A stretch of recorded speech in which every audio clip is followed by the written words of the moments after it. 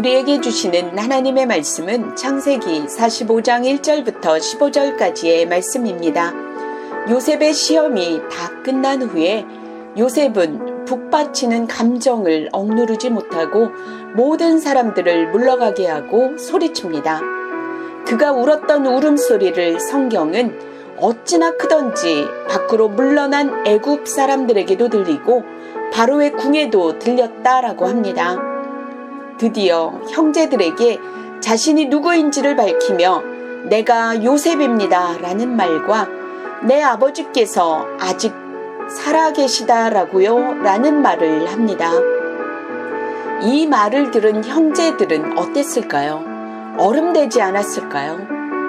아무 말도 하지 못합니다. 너무 놀라서 어리둥절하기만 합니다. 요셉은 형제들에게 가까이 오라고 하며 자신이 바로 당신들이 애굽에 판 요셉이라고 합니다.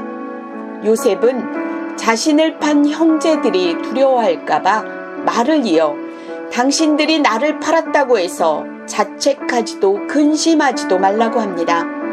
자신이 애굽에 팔려온 것은 하나님께서 생명을 보호하시려고 구원하시려고 자신을 당신들보다 먼저 보내신 것이라고 합니다.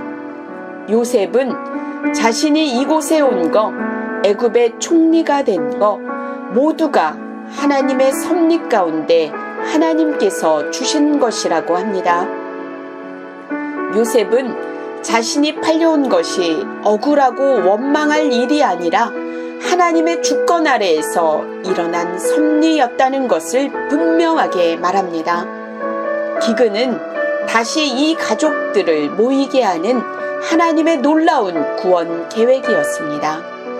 요셉은 2년 흉년이 지났으니 앞으로 5년 동안도 밭갈이도 추수도 못할 흉년이 있을 것이라고 하며 속히 아버지를 모시고 오라고 합니다. 그러면 고센 땅에서 풍요롭게 살게 하겠다 약속합니다. 요셉은 자신의 동생 베냐민의 목을 안고 베냐민도 요셉의 목을 안고 웁니다. 형들과도 입맞추며 울음이 끝나자 그 후에야 형들이 비로소 요셉과 말을 하는 것으로 본문이 끝이 나고 있습니다. 요셉은 자신의 삶을 되돌아볼 때에 억울할 수 있었던 것조차도 그것을 하나님의 섭리로 이해하고 있습니다. 악을 선으로 바꾸시는 하나님이심을 고백합니다. 5절과 8절에서 두 번이나 하나님께서 생명을 구원하시려고 나를 당신들보다 먼저 보내셨다. 나를 이리로 보낸 것은 하나님이시다 라고 합니다.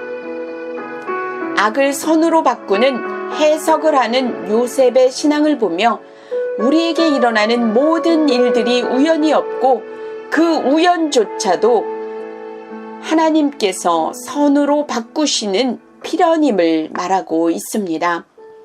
요셉과 같은 신앙을 가진 사람은 내 중심이 아닌 하나님을 중심으로 생각하고 결정하고 행동하기에 하나님께서 일하시는 어느 영역의 통로로 사용받는 것을 보게 됩니다.